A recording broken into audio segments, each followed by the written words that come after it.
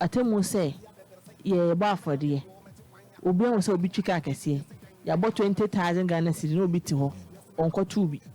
na mu susu say o twika kese de 20,000 so onye bi de ba na dabi mintwawa no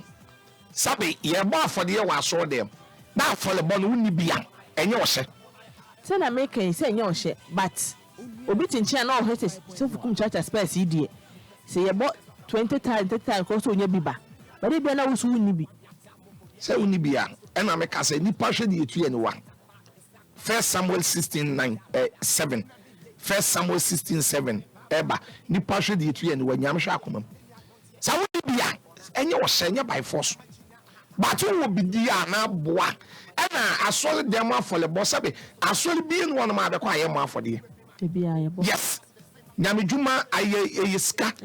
woni ska sofu asofudi ekura ni ska untumi nye e djuma no ni ska untumi nye e ska but enya pobo e enya wo hye e enya se me for so wa asa chenchena be ye bibi sei ufuru wakomam 2 Corinthians chapter 9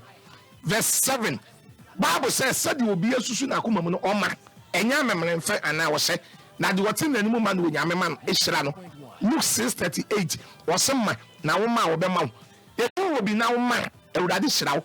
ana wo bi na wo ye pepe ya ne nyame mpe Luke 12:15 Yesu ka kire Farisifo no say ya mo hwe na mo hwe mo hu ye wo pepe ho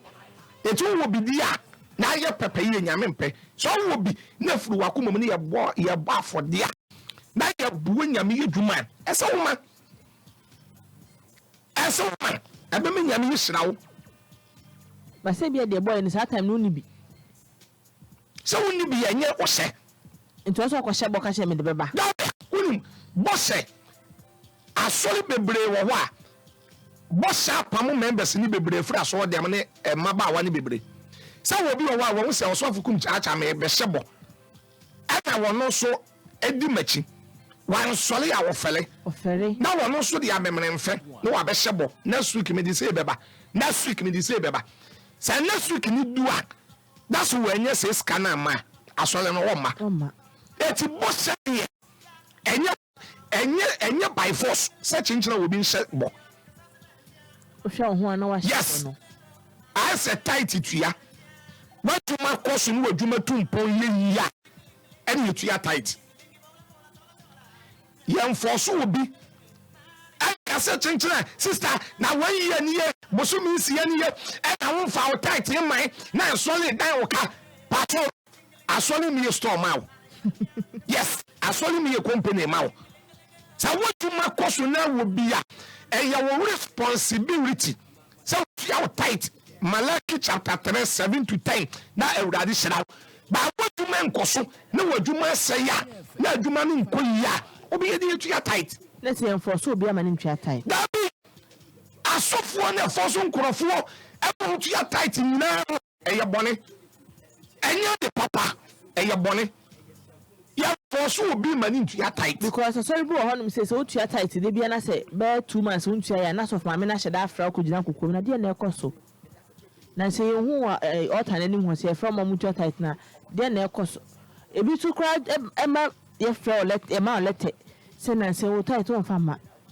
ade na wo yesa listen ni na ye bone omo da o ka sa area sabe ye bo afode ye kan na wo tai bobi yes ana bi asese sofu Kumchacha one time eno sofu ma me fro gina ba bi ni udi nkomo a eye private enye bone ebi anu wadwuma kora na asai ebi a obetumi support kwan bi so ati ase obetumi aboa wo support by for dey dan wo ka de dabi sa wo dey dan ne ka de yensum nyame sa na nyame fie so ensese sa de ne ba enti asori bi asa de ne wo mu bia no eye bone enye papa